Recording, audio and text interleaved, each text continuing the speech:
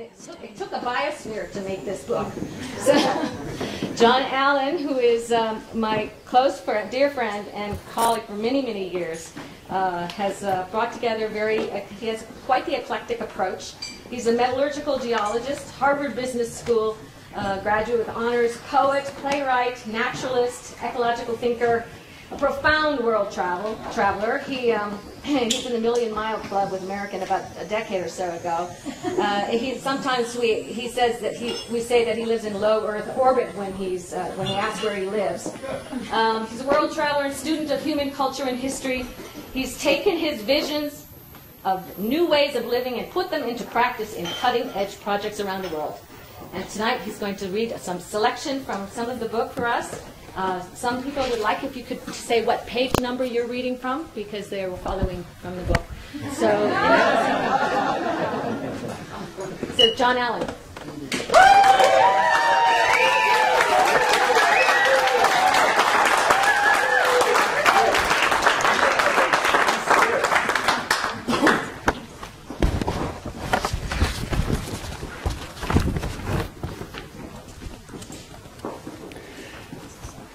I delighted in the reality of what I later learned to call nature. I smelled the fresh spaded dirt in spring and ran barefoot over grass and clay and small rocks. I slid into sun-warmed summer wallows with the big, tough-skinned boars and sows that snuffled about in my grandfather's spacious hog lot. I loved the big branched tall cottonwoods that flanked the quick-sanded river, from whose safe heights squirrels cautiously peered down at me. I sat contentedly watching the stinging red ants scurrying in and out of their sun-baked barren mounds that hid the queen. I dazzled myself by chasing butterflies and running down dirt roads, chased by a cloud of midges. I dipped fruit jars into ponds to catch pollywogs and watched them metamorphose into frogs. Picked potato bugs off my grandmother's green plants and marveled at their increase. Seined for crawdads in small creeks. I sat on my haunches for hours with grandmother's Rhode Island red chickens, listening to the hens brag when they laid an egg, and watching the glossy feathered roosters strut around, their proud combs waving. I felt connected to every living thing, eating and being eaten, and breathing in and out the same air. Worms fascinated me because they would eat me after my death. Sharks and tigers fascinated me because they would coolly eat me alive if they could catch me, enjoying the same hunger-satisfying, delicious taste I did when I ate the crisp thighs and tender white meat of a chicken.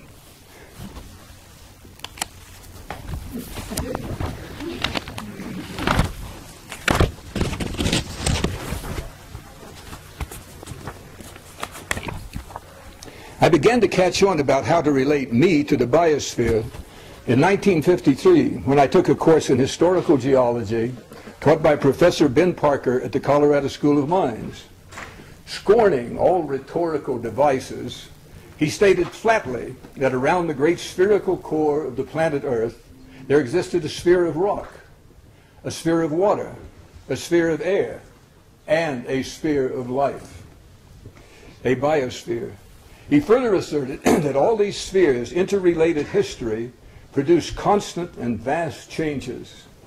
I felt the famous Pythagorean music of the spheres thrill through me, and for the first time felt that I might amount to something, that I had found the clue to a creative life. This biosphere idea dealt effectively with sense impressions and emotional assessments, fit with what I intuitively grasped while walking by myself up Clear Creek Canyon. All of life, undissected, radiantly alive, extending over the whole earth and its waters, soils, and airs, formed a single, whole evolution, connected throughout time, space, matter, energy, and quanta, with the evolution of the entire cosmos. All my culture's money-laden, double-bind boxes momentarily dissolved in the belly-throbbing laughter of this sublime, diversely manifesting, evolving intelligence.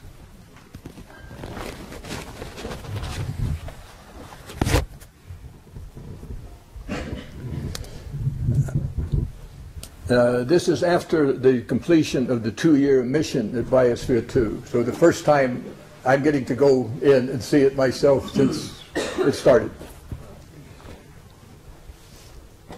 As soon as I could, after the Biospherians left to go through their physical examinations and to meet friends and families, I dashed by myself inside to my favorite spot.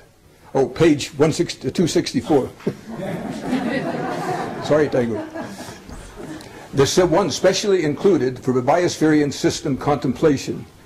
I had lots of experience I needed to contemplate, to digest. Standing alone on the high balcony of the Biospherians' micro-city habitat, I lingered over this scene, pure space-time poetry to me. I had conceived, and Margaret had designed it, to give a taste of looking over the fields of Tuscany from a great villa at the edge of Renaissance Florence. To me, the epitome of civilized living. Taking deep breaths of the stimulating, non-polluted air, whose composition I knew to the last detail, and exactly how it cycled during days and nights and seasons, and why, I then drank my fill of water, whose exact composition I knew, and the exact paths it followed in recycling to arrive in my glass, more delicious and stimulating than the finest wine. Agricultural plenty spread out below me in checkered, fertile fields of diverse and productive cultivars, from rice paddy to bananas to peanuts to sweet potatoes and wheat. I knew the soil composition, climatic cycles, insects and cultivars, what carbohydrates, proteins, fats, and trace minerals each cultivar contributed to human physiology, the amount of labor and care needed to produce and maintain each component of this system. Soils, the main support of human life, are the least understood element in the biosphere. Their dark world, swarming with immense numbers of microorganisms, worms, and mycorrhizae, challenge the most ingenious observers and data collectors. Their interactions with the atmosphere, exchanging gases, create an incredibly intricate dance, yet to be deciphered. The agricultural biome stands at the apex, at the field of necessary biospheric experiments. Behind me, on the ground floor to the right, in the animal area, live the small, hardy, productive goats from the Jos Plateau in Nigeria, and those Rhode Island red chickens, similar to my grandmother's, reliable providers of meat and eggs. Like in many European villages, these animals lived under the human habitat. The humans, those political animals, as Aristotle described us, could easily descend in the morning, greet their evolutionary companions, feed them, milk the goats, collect the eggs, then walk straight out to fertile fields whose green chlorophyllic wizardry fed all of them. Working the agricultural system, plus food processing, cooking, and waste recycling, took 40% of Biospherians' work time. That satisfying, necessary process would attune anyone to reality. This union of intellectual, manual, and sensory work would end anyone's specialist cause separation from the fountains of life. It would unite the human organism in emotional aesthetic rapport with the harmonious beauty, picturesque romance, and sublime setting of their spacious architecture. Behind and above me, along a corridor, Margaret's elegant tower soared to a lofty dome. Here one could browse in a library filled with the writings of thinkers from around the ethnosphere, or peer through a telescope far out into the cosmos, or take in a sweeping view in which a biospherian could contemplate two biospheres and the stars. Here one could celebrate the cosmos through which they revolve, rotate, wobble, and spiral in their glorious home, planet Earth, its cycles materially closed by its gravity.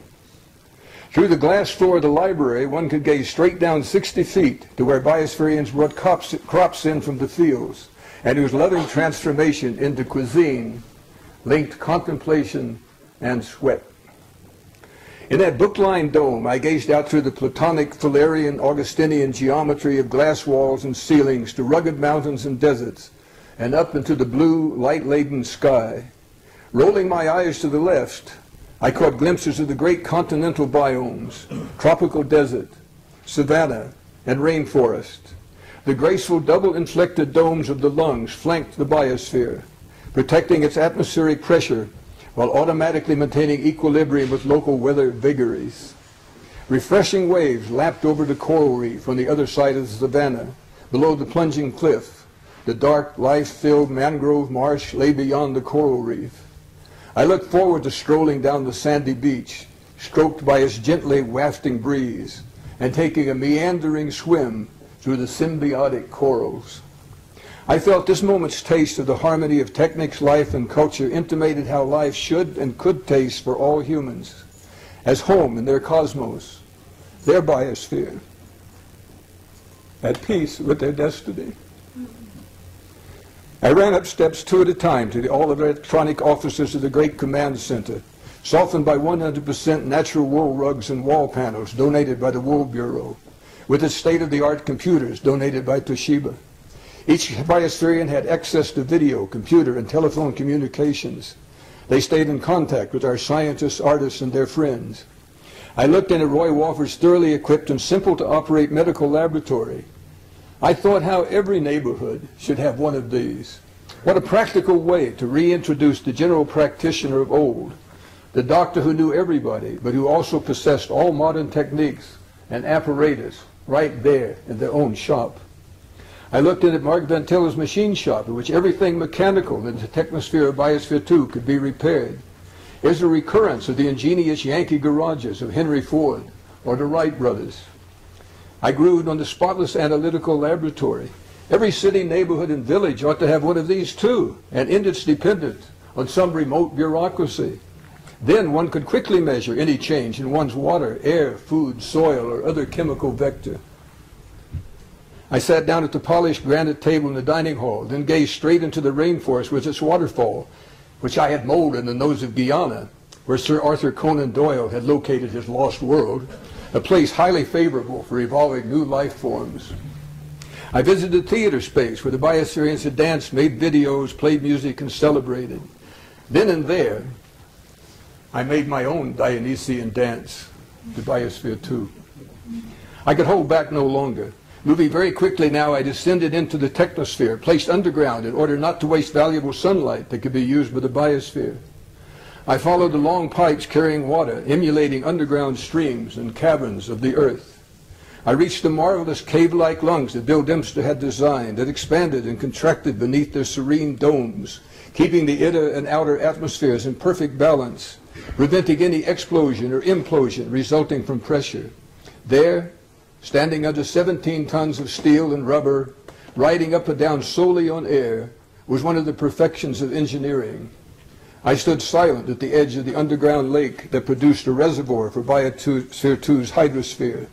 This recycled pure water was the heart of biospheric blood circulation, as Bernotsky saw the hydrosphere.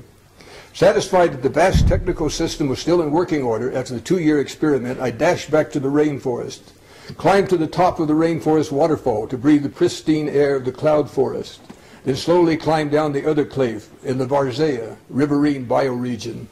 I strolled through the ginger belt, finally burst out into the savanna with luxuriant grasses and its forest.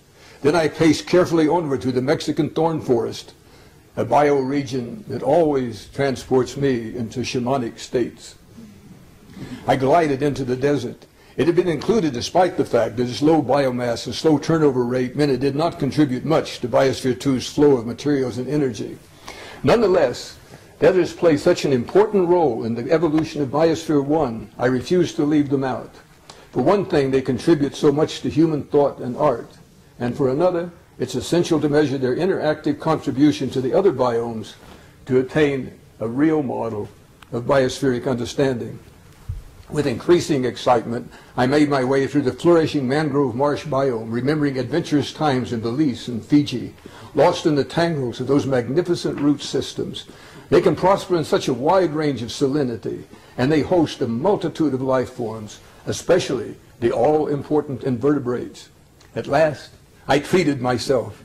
I swam around and about the coral reef ocean. I had helped carefully hand-shape the final contour of the beach. I had experienced so many adventures with the Heraclitus, searching out the right place to collect corals to model this biome.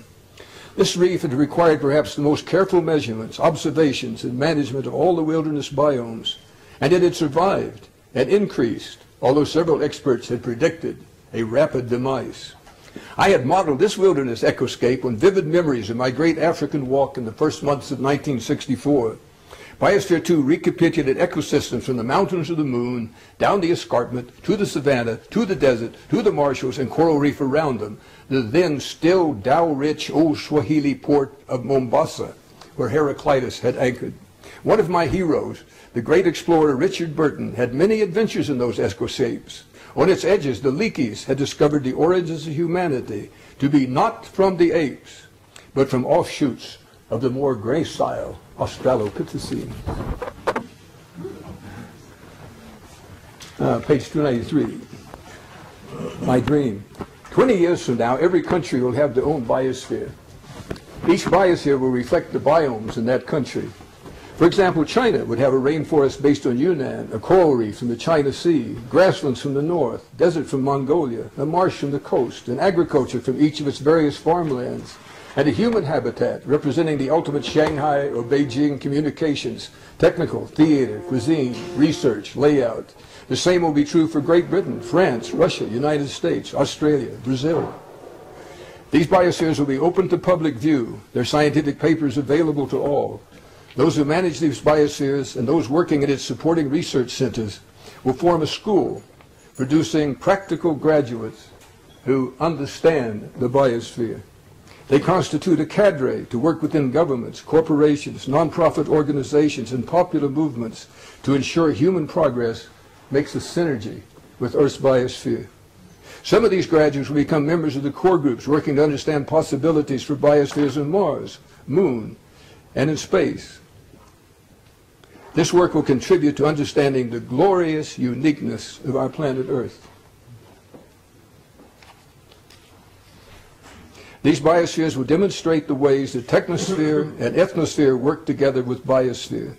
From that comprehensive knowledge, a noosphere, a sphere of intelligence that unifies art, science, and humanity, will emerge on this planet.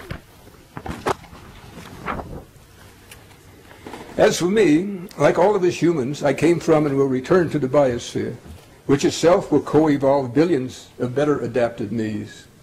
Living every day as part of Earth's unique biosphere creates many a brimming moment, like when a young boy could be found eating a sweet blue Concord grape on a hot August afternoon on the Oklahoma prairie. His grandfather's grapevine sprawled along the garden fence, fertilized by human waste. The boy thoughtfully chewed the grape skin after tracing a finger trail through its bloom, tasting its flesh and juice. Then crushing the seeds with his molars, he took a long, satisfying swallow and registered the drop of goodness in his stomach.